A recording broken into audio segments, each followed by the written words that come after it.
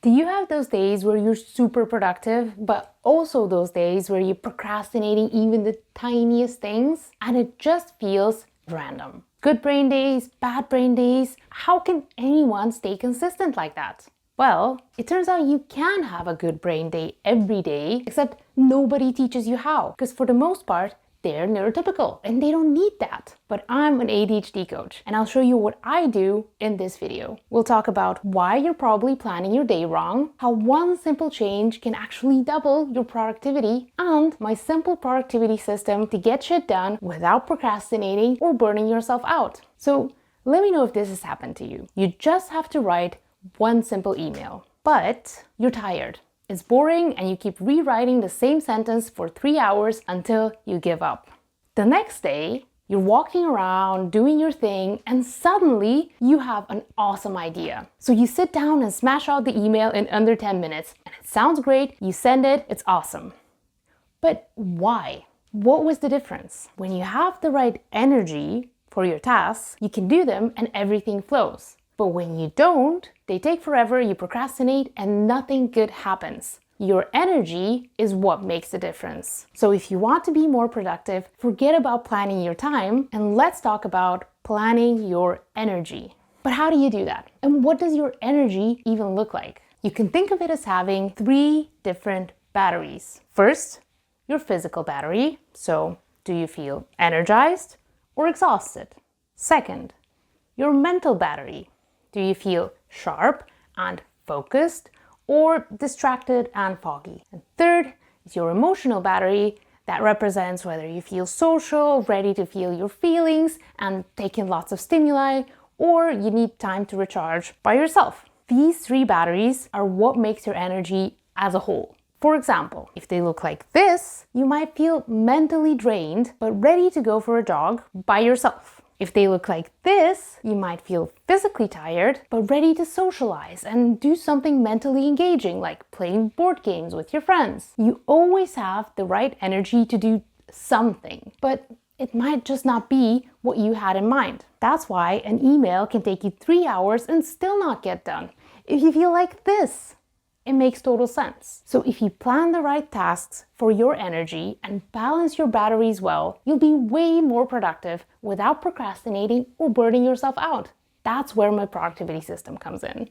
Step number 1 is you have to know what your energy is like. If your batteries are full, like this, you could pretty much do anything. Yeah, you could go to work on a Monday and use a bunch of mental energy on your projects, some emotional energy on your colleagues, and some physical energy walking around. It will be a great day, super productive, you get a lot done. But on Tuesday, you'd feel more like this, because your batteries need some time to recharge. And yeah, you could still work hard, meet colleagues, and walk around, but you'd have to be careful. Because by Wednesday, you'd feel like this. That's no longer the best energy to keep doing the same things. And if you don't change something up, you'd be brain fried by Friday.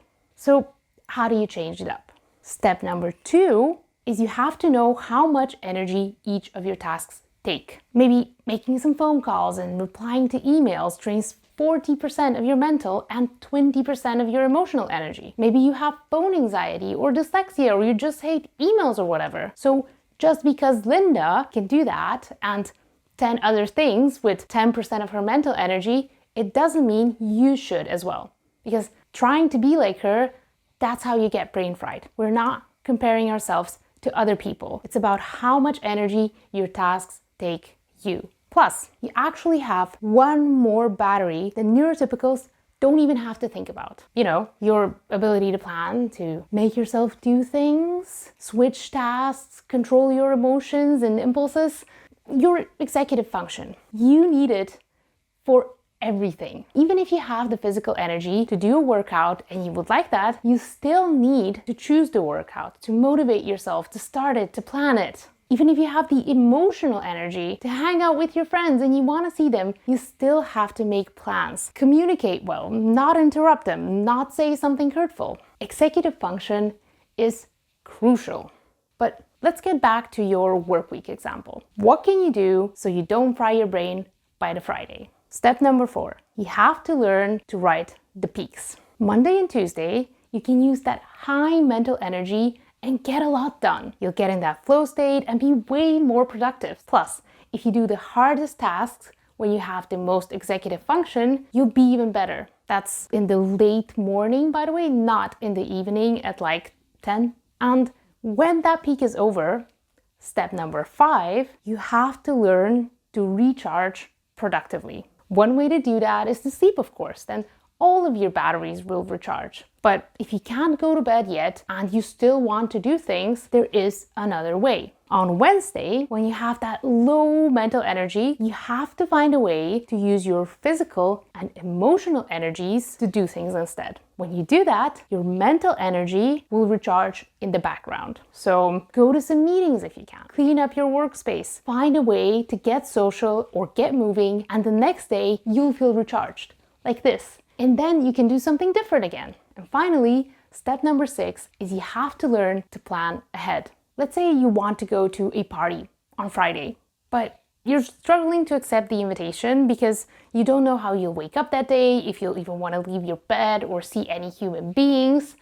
What can you do? You want to estimate how much energy that party will take. So probably lots of emotional energy, some mental energy, so you don't say something silly, and physical energy, because it's the evening and you need to stay up. And in the days leading up to that party, you want to save up exactly that energy. So you wake up with the perfect energy to go there. Don't meet your friends for a few days. Don't wear yourself out and make brain fries at work. Do what you can do to have the right energy when Friday rolls around and you'll feel like going. I promise it works 100%. You'll be starved for social time. You'll be energetic. You'll be like, yeah, I can do this. That's how you have a good brain day every day. Ride the highs, recharge productively, and plan ahead. And remember, every distraction drains your executive function. You know that one energy you need to do anything at all. It forces you to refocus and get started all over again. So if you don't want to waste your energy on distractions, watch this video next to learn how to guard and master your focus with my top 5 ADHD hacks that will instantly improve your focus by like 100% with zero added effort.